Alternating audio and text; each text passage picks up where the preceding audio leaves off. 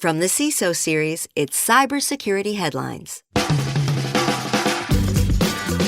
These are the cybersecurity headlines for Monday, October 27th, 2025. I'm Steve Prentice. Microsoft Windows Server Update Services vulnerability could allow for remote code execution. Known by its short form as WSUS, this is a tool that helps organizations manage and distribute Microsoft updates across multiple computers rather than requiring every PC to download them individually. A bulletin from the Center for Internet Security states that this vulnerability poses a high risk to large and medium-sized businesses and government organizations, but low risk to home users.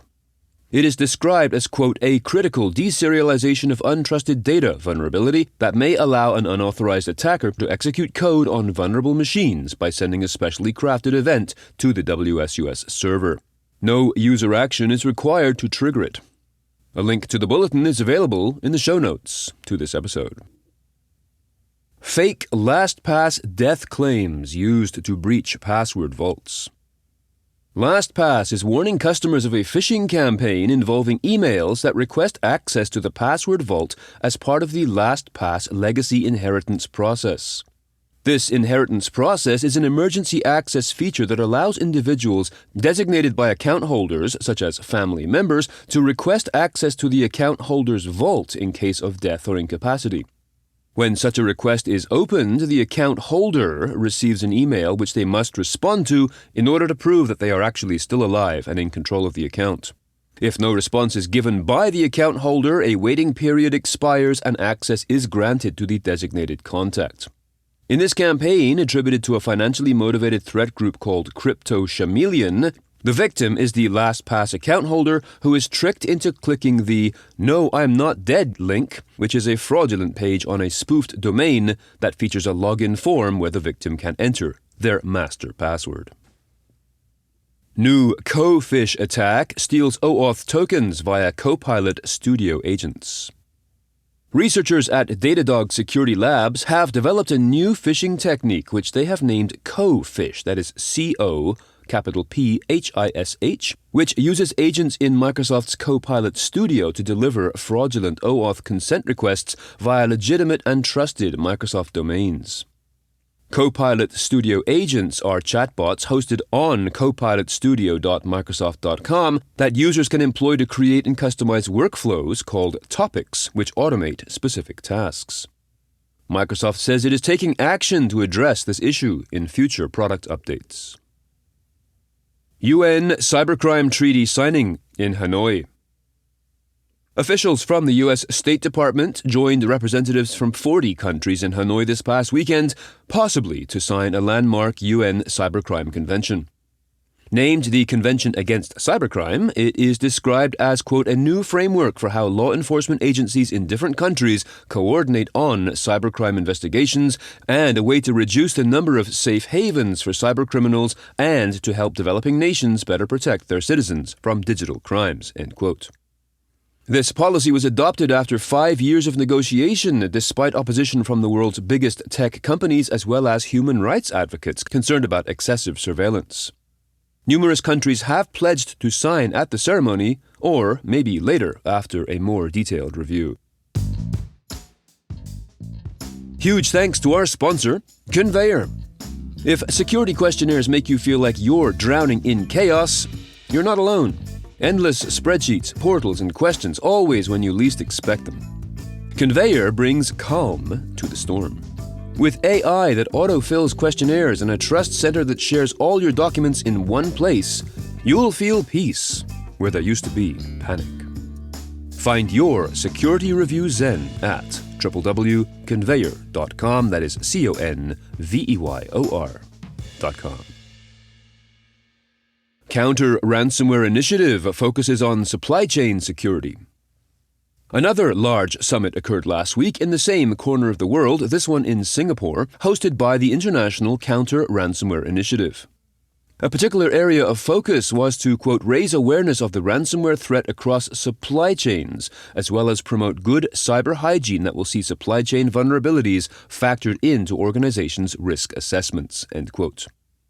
According to The Record, this year's theme, focusing on supply chain, ties in well with the stories of abuse of the MoveIt file transfer tool, which compromised hundreds of companies in 2023, and the attack this time last year, November 2024, on Blue Yonder, which sells digital supply chain tools to some of the world's largest companies, including Starbucks.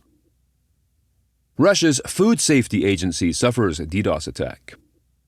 The attack on the agency, Roselkhoznadzor, a government agency under Russia's Ministry of Agriculture, has, quote, disrupted nationwide food shipments by disabling its VetIS and Saturn tracking systems for agricultural products and chemicals.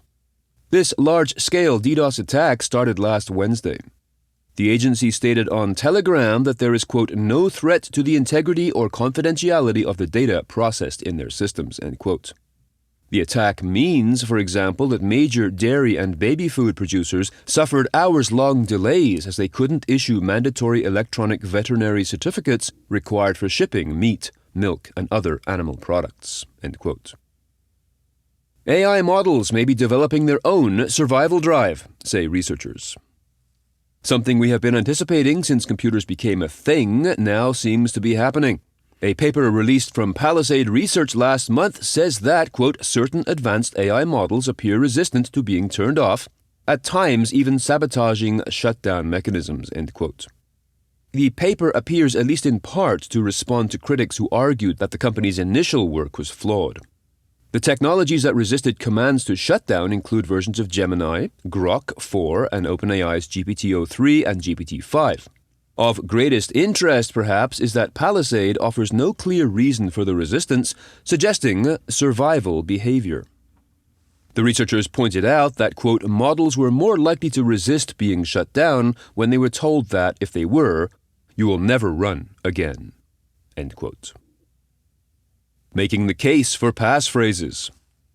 Cybersecurity solutions company Hive Solutions has released its 2025 password table, which displays the relative strengths and weaknesses of various password types. The company's message is clear: passphrases work much better. The unpredictability of unrelated words like carpet, static, pretzel, invoke, with hyphens between each, is now preferable to the traditional 8-character complex password that included punctuation and other symbols. This is largely due to increased computational power paired with the increased sophistication of threat actors. The company is careful to emphasize that no passwords are fully safe and that techniques such as MFA are still required.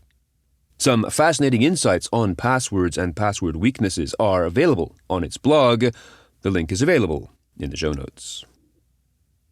If you are going to be in New York City in early November, you need to join us for a CISO Series podcast recording.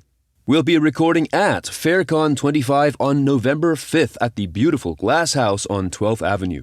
The conference is stacked with everything you'd ever want to know about cyber risk management. And if you want to join us for the show and the podcast recording, we've got a promo code to save you 75% off registration. Just head to the events page at CISOseries.com to register. And make sure to join us later today at 4 p.m. Eastern Time for the inaugural episode of The Department of No, a show that helps you start your week prepared, knowing what stories matter, what conversations you'll be having this week, and what is actually going to impact your day-to-day work. Our guests this week will be Bill Harmer, operating partner and CISO at Craft Ventures, and Sasha Pereira, CISO at Wash. And of course, we encourage participation and comments through our YouTube live channel. Just go to the events page at CISOseries.com to register. And finally, if you have some thoughts on the news from today or about this show in general, please be sure to reach out to us at feedback@CISOseries.com. We would love to hear from you. I'm Steve Prentice, reporting for the CISO Series. Cybersecurity headlines are available every weekday. Head to CISOseries.com for the full stories behind the headlines.